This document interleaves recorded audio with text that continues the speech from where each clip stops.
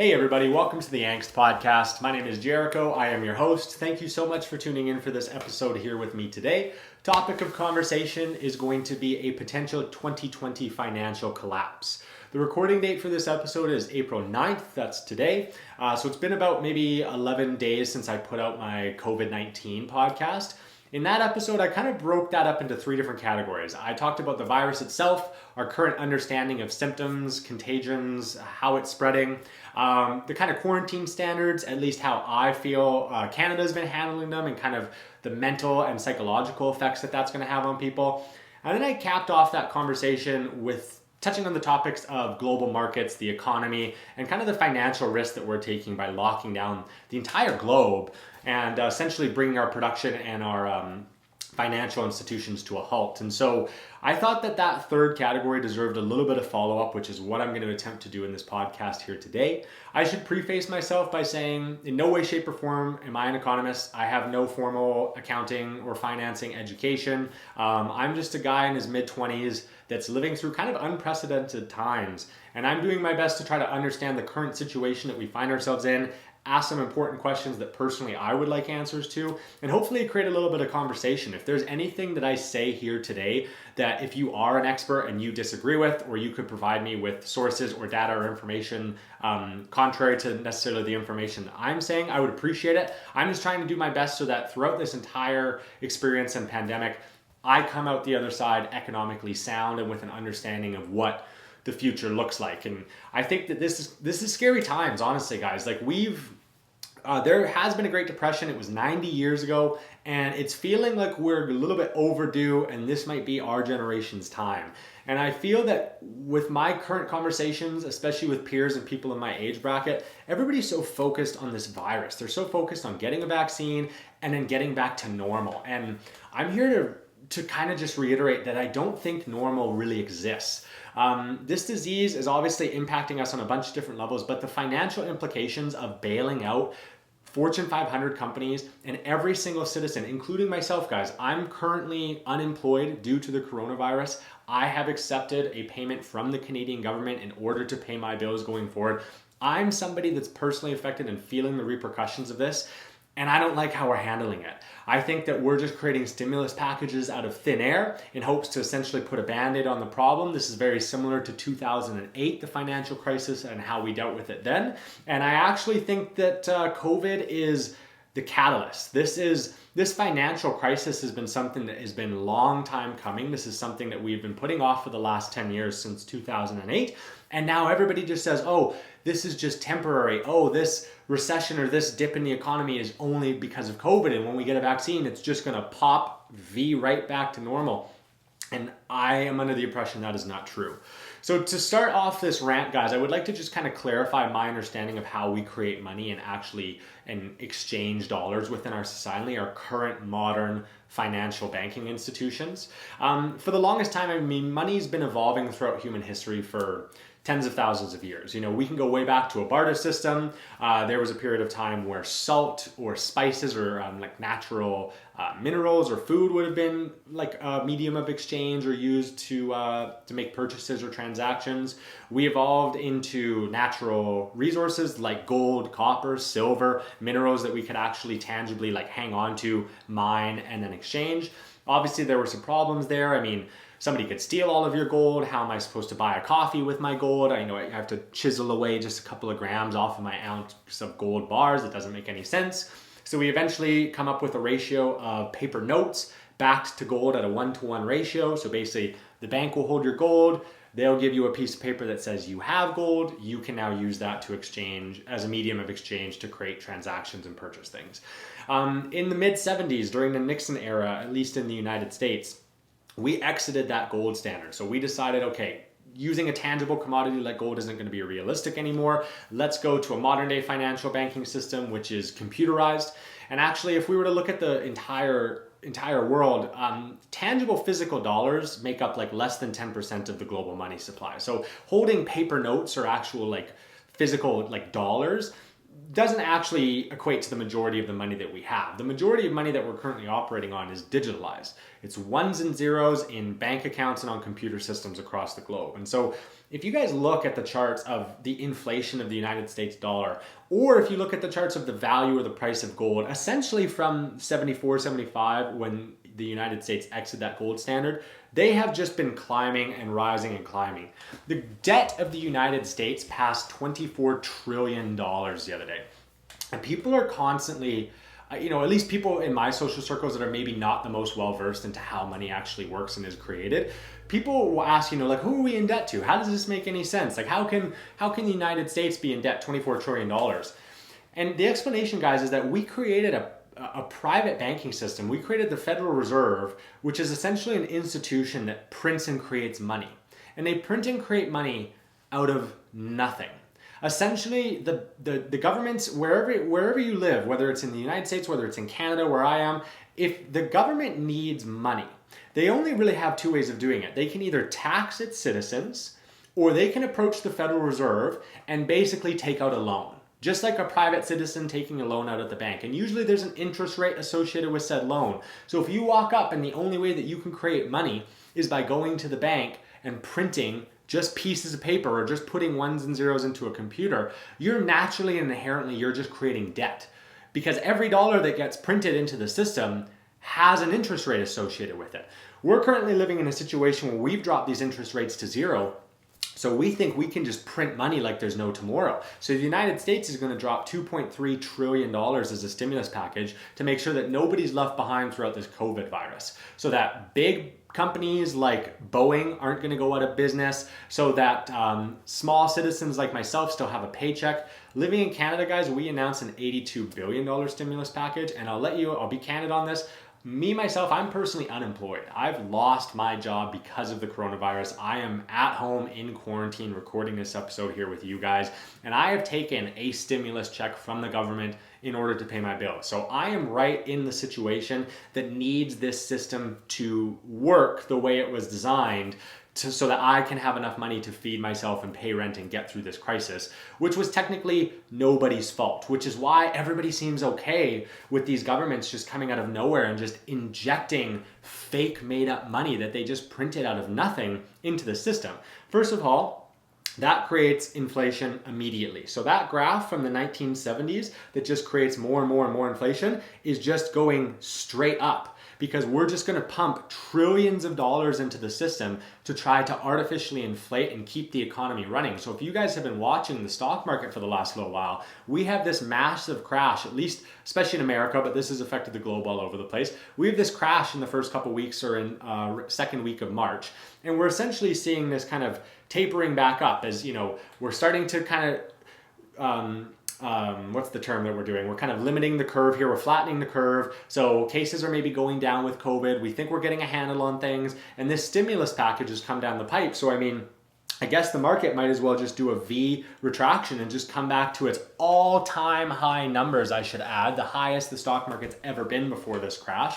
And the reason it's doing that is because the Federal Reserve, which is an unelected group of bankers, that is a private institution that prints money for governments, has decided to just artificially create $2 trillion and use said money to bail out all of these corporations and individuals. Do you know what a bailout means? It means that they're going to purchase private stake and equity within these companies. So you're talking about the government or the Fed or whatever you want to say, the powers that be, essentially just buying up what should be a free market economy. Like if these businesses don't have enough cash on reserve to handle a crisis, what are we doing here? Like, we've built a foundation in the West based off of capitalism and survival of the fittest and just good business practices. And if you didn't save for a rainy day, if you were too deep in debt, this is essentially socialism for the rich. And you're giving power to the state, or you're giving power to the world bankers, because they're going to suck up all of these corporations for cheap as can be prices. They're buying massive government institutions. They're buying not government institutions. They're buying massive corporations.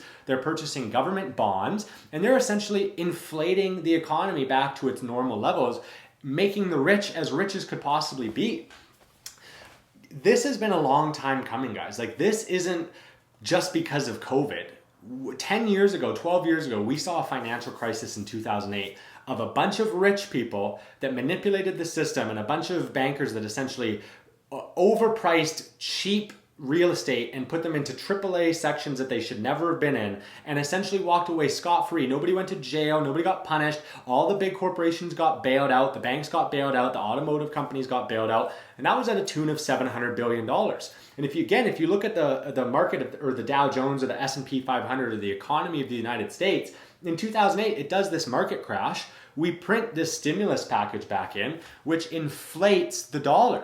Because now if you had a certain amount of dollars, let's make it easy. Let's say there were $1,000 in the entire circulation of America, and you add $100. Well, now everybody's dollar is naturally just worth less. So now that's inflation.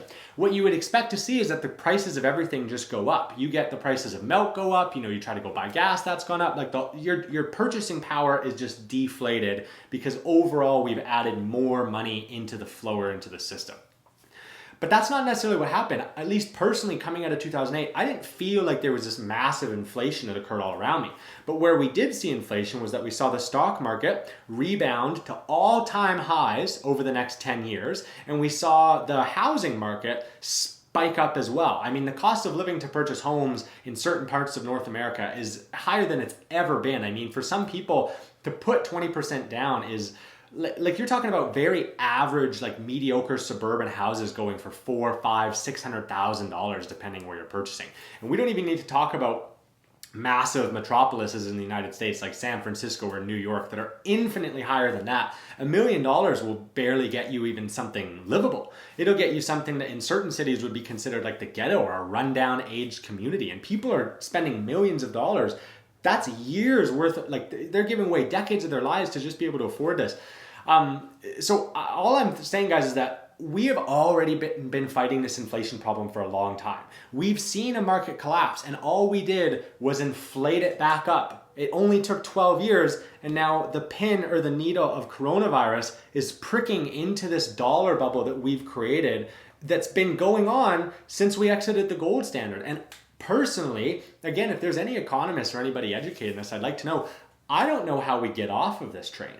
The current global debt is $250 trillion, $255 trillion between all the countries. Like, this isn't just a Canada or Canadian or American problem. This is a global problem because these are world banks that are lending to all of the countries and all the economies around the world since we're dealing with this global pandemic. And it's absolutely crazy, guys, because I don't know what the end game is from this banker's perspective, if they're just going to every couple of years just bail us out. But I know what that equates to is that the rich stay rich because these too big to fail companies aren't going to go anywhere.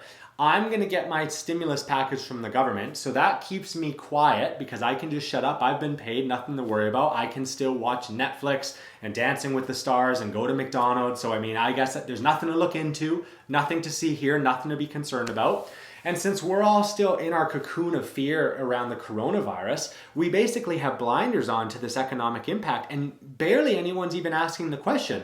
We're just going to artificially create all of this money and save all of these companies and inflate our economy back up. And we're all just expecting this quarantine to be lifted or a vaccine to come and save the day. And then we're just going to come back into life as we know it, and everything's going to be bubblegum and rainbows and just sunshine, and we're not going to have any problems here. For me personally, guys, the direction I need to go in is that I feel over the next couple of weeks, and as society slowly starts to come back, whether it's a vaccine or the quarantines just get lifted by the governments, we flatten the curve, I feel that my purchasing power has gone way lower. And I feel that overall in our economy, income follows a power law. And so out of the entire population, it's not this nice bell curve standard deviation like, certain degrees away from the mean that everybody just shares wealth.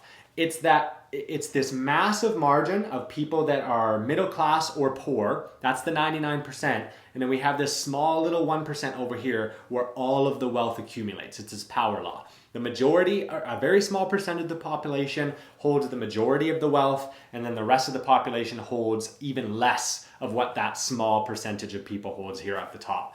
And so for me, guys, the solution to this problem is that we need to give up on this dollar inflation. I know it's easy living in a first world country to just have a belief structure that everything's going to be okay. But throughout human histories, Throughout human history, empires have risen and fallen consistently.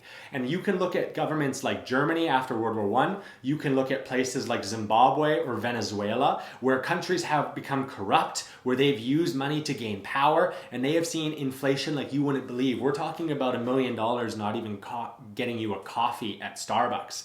And I think because we've been asleep for the last couple of decades, because we've had this model of infinite growth here in the West, and our grandparents lived through this baby booming generation where we've been at this kind of nuclear standoff peacetime, I think that we all just expect that things are going to go back to normal. When I need to really reiterate, guys, that we're in the middle of history. History is not over. The borders will continue to change, empires will continue to rise and fall, and inflation will continue to impact our lives directly. So from my perspective, we got to get off of this cash system. So you can do that a couple of ways. You can purchase minerals or natural resources. So buy gold. I'm going to be buying gold or silver. If you can't afford it, it's a lot cheaper. Buying physical, tangible materials and storing them. Don't have a bank store them. Don't buy an ETF or a bond that represents these minerals. You need to actually tangibly be able to hold and see them and function with them. In my opinion, that's a bet against this insane inflation that we might see in the next couple of weeks, months. It may take a year, but I very, very much feel like it's coming our way, and everybody's so focused on the coronavirus that we're not going to be paying attention to it. I should also add, if you're not a fan of buying gold bars and putting them under their mattress, Bitcoin is another great option too. And I know that there's a lot of discrepancies in Bitcoin. There's a chance that this might not go very well. This is an odd ledger crypto experiment that we're going to be doing for the next little while. But a bet in Bitcoin or a bet in gold is a bet in something tangible that has nothing to do with your government. It is so easy, guys, to believe that we're first world and that our governments will find a way to make this okay for us. But all the governments are doing is making this situation worse for the common person. They're artificially creating money that they get to spend and use on a whim. They're barely handing you a couple of pennies to keep you satiated and shut up on the side. And then your purchasing power of those pennies they hand you is going down. And so if you want to continue to bet on your country, if you want to continue to bet on the politicians that run the state, if you want to bet on Donald Trump and you think that that is going to be your saving grace and the American dollar stays strong, power to you, best of luck. But for me, a bet in gold or a bet in Bitcoin is betting in something outside of the modern day financial banking system. It's a bet of something outside of this artificial debt and this constant growth that these private banks are forcing down our throats, essentially, because I didn't vote on this stimulus package. This isn't something that I endorse or support. These are unelected bankers that do whatever they want and essentially just have to work with some corrupt government officials to get trillions of dollars pumped into the system. So in my opinion, guys, I know that Bitcoin, I think it deserves its own podcast on the side, and I'll eventually get to that topic. But Bitcoin is a bet in mathematics and the internet over the government. And for me personally, given the current officials that are running the state, given their inability to plan for a pandemic or a crisis and actually have some type of contingency plan or emergency plan. I mean, we didn't have enough masks, we didn't have enough ventilators. America doesn't even have a public healthcare system. Like in no way, shape, or form are the adults that are running the governments actually set up and prepared to handle crises. So instead, I'm going to put my bet on something tangible and physical, something that doesn't have the idiocracy of a government or a political official standing behind it and being actually the only thing that gives it value is the simple fact that you believe in the government. That's the only thing that gives your dollar value, guys, is just that you think that your government's going to continue to excel and thrive and take care of you. So in my opinion, I'm moving money into Bitcoin or gold. And if you don't like those answers, the next answer may be land or seeds, because I think shit's about to get a little bit weird in our society. Everybody's expecting us to wake up from this dream, and instead it's not a dream, guys, it's real. It's very important that you and I are open and honest and have these conversations so that we are educated. And again, if maybe everything I've said here is wrong and you guys want to shoot me down, please do. At the end of the day, the fact that I don't have any formal economics or financial training is actually another failure of the system and the government, if I may, because they purposefully don't educate the citizens of our society, especially in the public education system. Post-secondary, when you want to make your own, when you want to pursue your own research and your own topics, that's fine and well and good. But throughout like K to 12 in the public education system, They don't teach you how to do taxes. They don't teach you how to save correctly or how money, this might be a breakthrough video that you've never even heard of the Federal Reserve. You might not even understand that we've been off the gold standard and that we just artificially create money.